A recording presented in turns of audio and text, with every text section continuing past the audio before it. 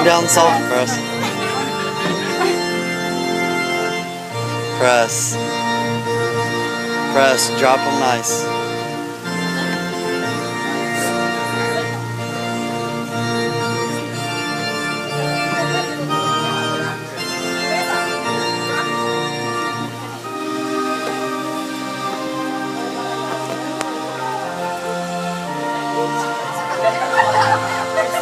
Wait, where's Eddie? Over there. She's not going there yet? I don't think she is.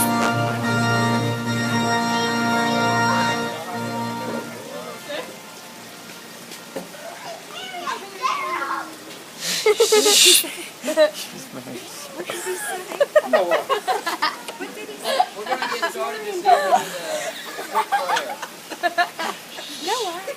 Babe. Make him get up. Go. Noah. No. Ooh, he's been doing that. We need to get him. God, we thank you for your love. We ask you for your Holy Spirit reside here. He does that. To be a part of our everyday lives. We just ask for your presence, God, here in Jesus' name. Amen. Y'all have no idea.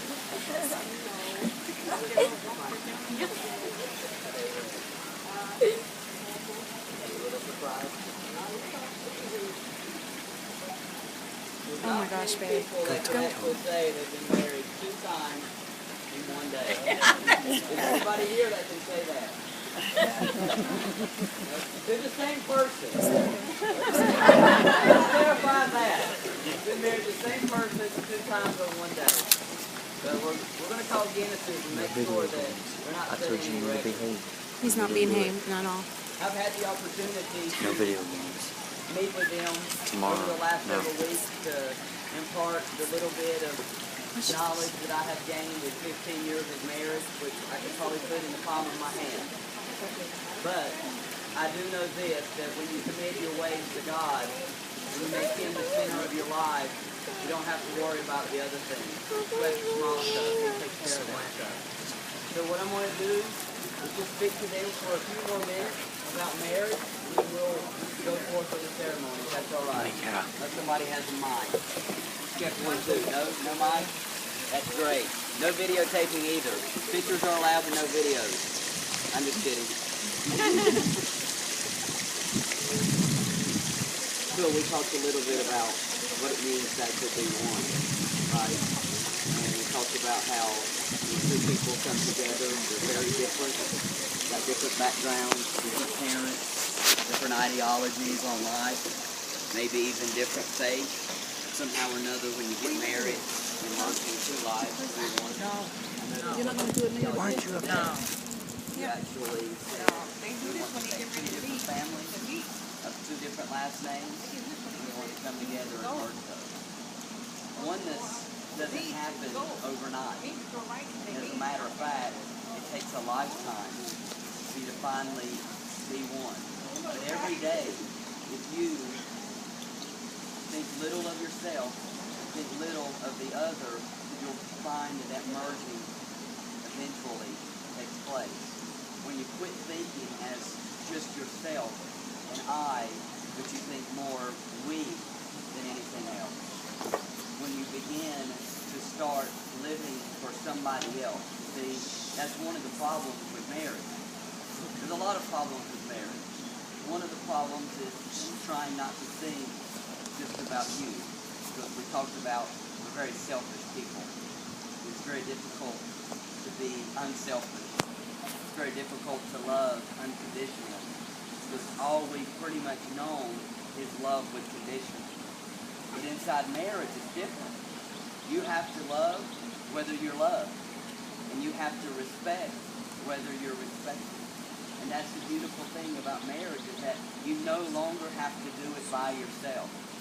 You actually have a partner, a friend, a companion. You never have to be alone in anything. You never have to make any more decisions by yourself. Because now not only do you have each other, but as you become one and you begin to reflect the love of God, you have Him as well. You are already a family. Whether you have children or not, You are a family. And in this family, nobody comes in between you. Does that make sense? Nobody comes before her. And nobody comes before him. Not even your own children. Not even your own parents. The Bible tells the man to leave his family and leave to his spouse. Because you are now one flesh. One flesh, not two, but one.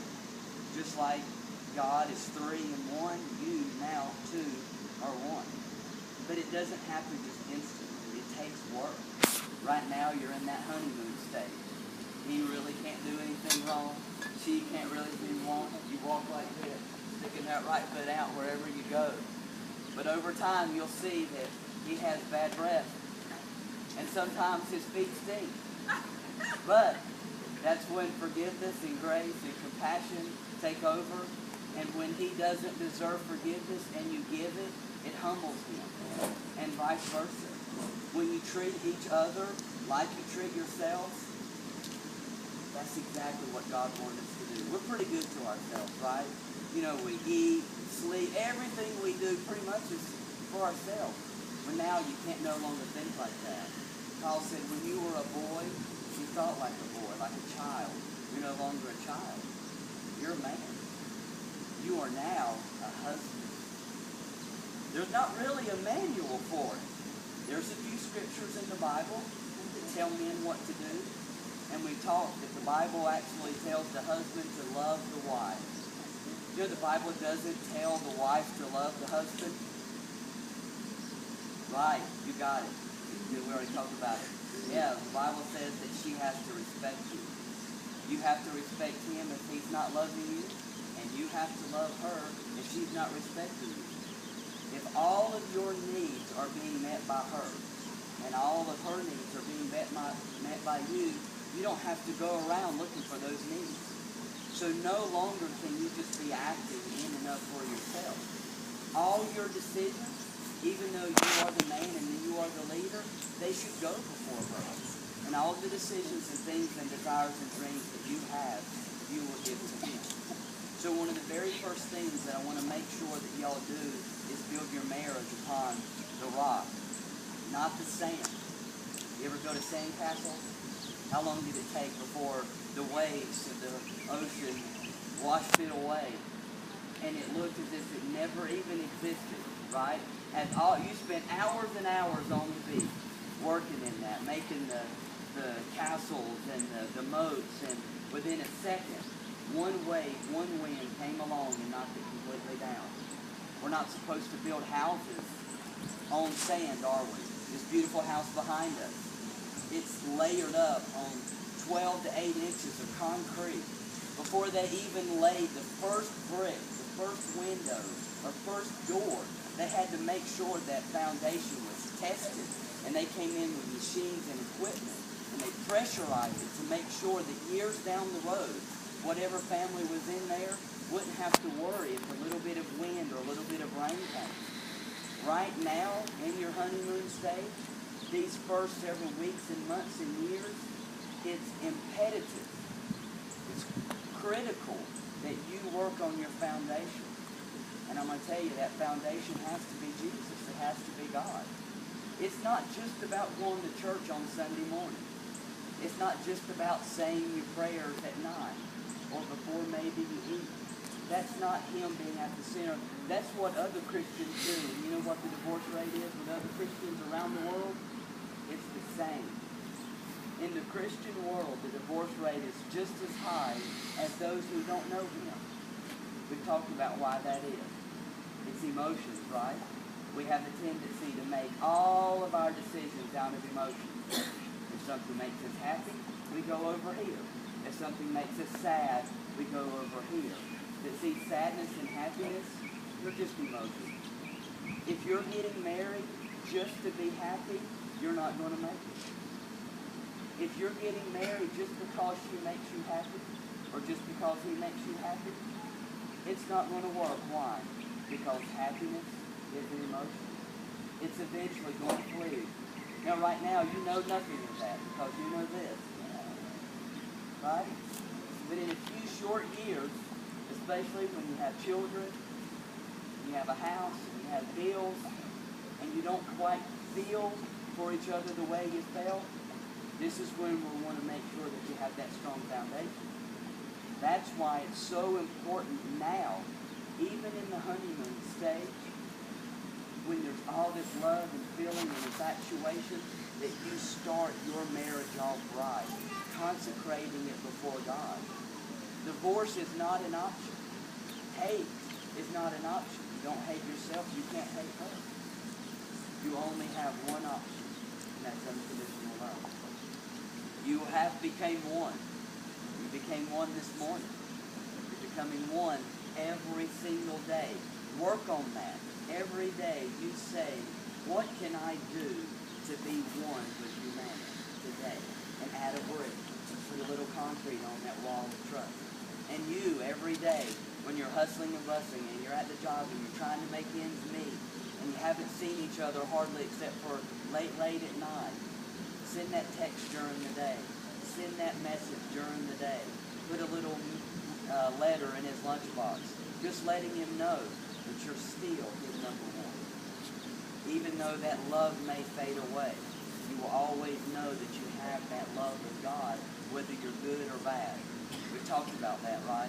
There's nothing that you can do to make God love you anymore, right? Nothing. And there's nothing that you can do to make him love you any less. That's crazy. I don't affect his love. I don't. No matter how bad I am. And I'm pretty bad. All right? I got a lot of skeletons in the closet. You can't see it. But he loves me just the same.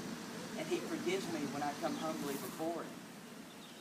And that's what you're going to need to do. There's going to be days where sorry is not enough. You're going to have to say, do you forgive me? Time and time again. And you know you don't deserve it. But you're going to go before her again and again and again. So I've been told that y'all have rings. Y'all have rings? Please, you haven't lost them in at least one day. That's good. Okay. Thank you. These rings are a circle, right? They're round. There's no beginning and there's no end, right? Kind of like God. He's always existed. And he will always exist. He doesn't exist in time. He knew today was coming before you did. He knew that y'all were going to get married twice before I did. Or before Kirsten, go sit. Or before your mom even thought of this craziness. Where's she at? Presley, be still. And he loves you more than you love her. And he loves you more than you love him. That's kind of hard to imagine. But that's how much he loves you. You don't affect that love. You can't. I don't care what things you've done in your past. It doesn't matter. I don't care what you do tomorrow or when you're 90 years old. He loves you just the same. You don't affect that love. So you take that same love that he loves you with and you love her. And vice versa. When you've worked hard, you tell him, I appreciate how hard you've worked and how you've provided. So what I would like for you to do is take each other's ring. Well, let's do you first, right? You take the ring.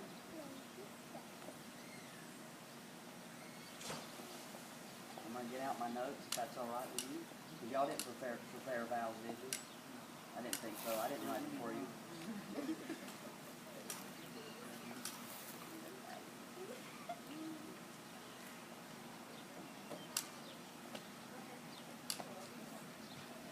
So, Steve, what I want you to do is just repeat after me, all right? Say, I, Steve.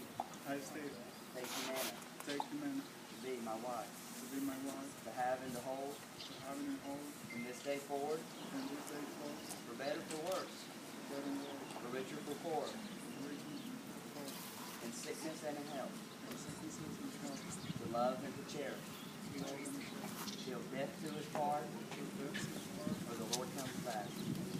I pledge to you my love, my faith.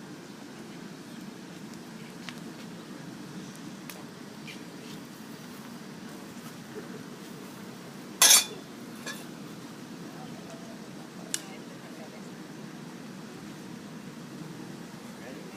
Second time?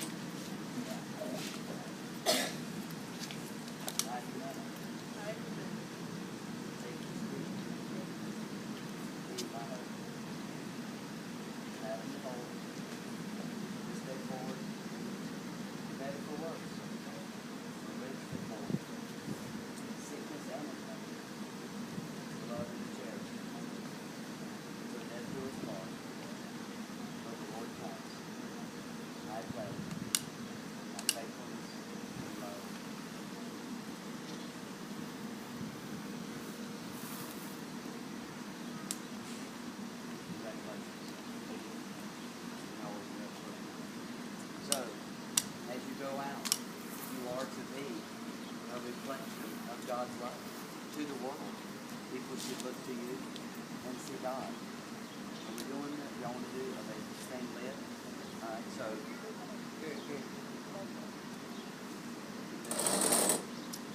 Alright, so go ahead, and what I want you to do is you're going to take each candle.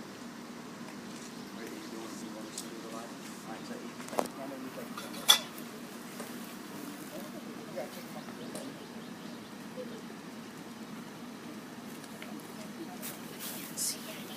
Right, So, you I gotta- don't need to see everything. Alright, and then you'll light this candle. Garrison. This is your light, okay? And this represents marriage. So what you're doing is you're lighting marriage, and then you blow out your candle. And then your light. And she will add it to the marriage.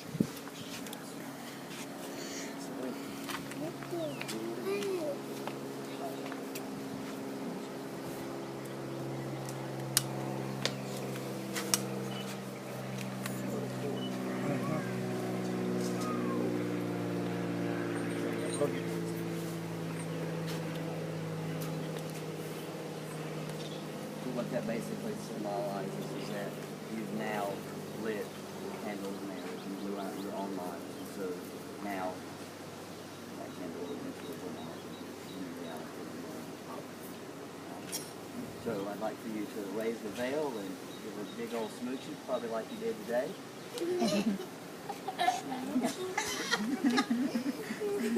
Round two. Watch them burn our arm.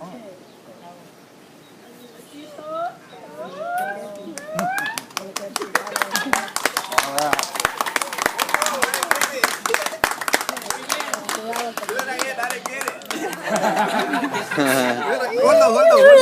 Hold on. I have to get it. Hold on. Hold on. I didn't get it. You want to see the smooch again? All right, I'm ready.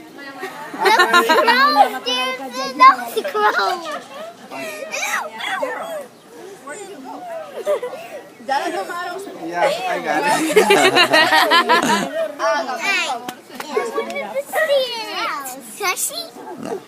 Please. When you're 21. No way. Please, can I see it? Walk down the aisle. That's embarrassing.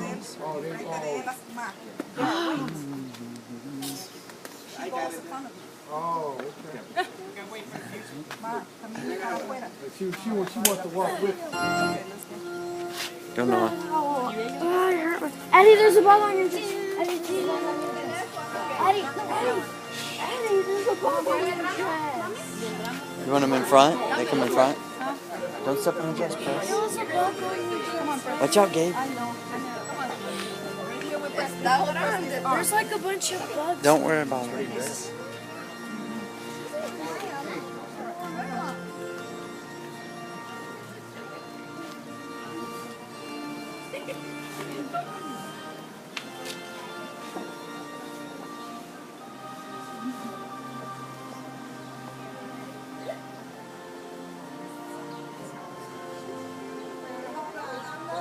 I'm not good at this. Okay, here we go.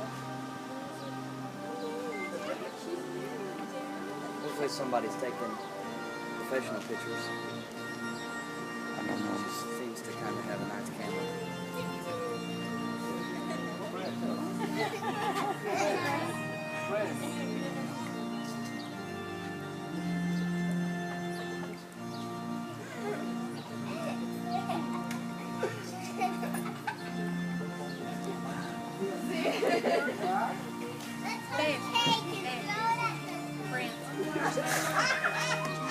I think he went with That was that. Where'd he go? He's over there.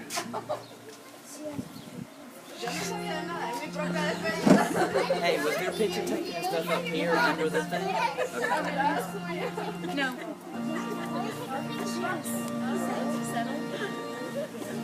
Don't get